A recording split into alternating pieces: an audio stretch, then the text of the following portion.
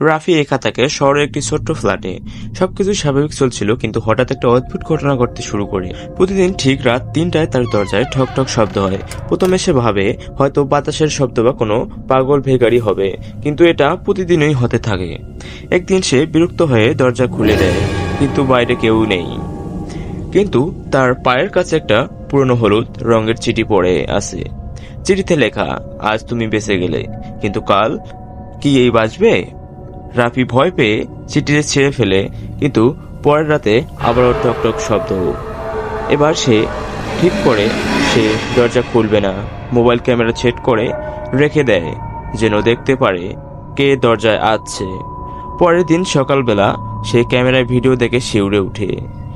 ভিডিওতে দেখা যায় ঠিক রাত 3টা বাজতেই দরজার সামনে একটা কালো ছায়া এসে দাঁড়ায়, কিন্তু ক্যামেরার ফ্রেমের বাইরে চলে যায়। তারপর কেউ ফিরে আসেনি। কিন্তু সবচেয়ে ভয়ঙ্কর বিষয়, ভোরবেলা সে দরজার নিচে আবার একটা চিঠি খুঁজে পায়। এবার সেখানে লেখা, আজ কেন দরজা খুললে না? আমি কিন্তু তোমার পিছনেই দাঁড়িয়েছিলাম।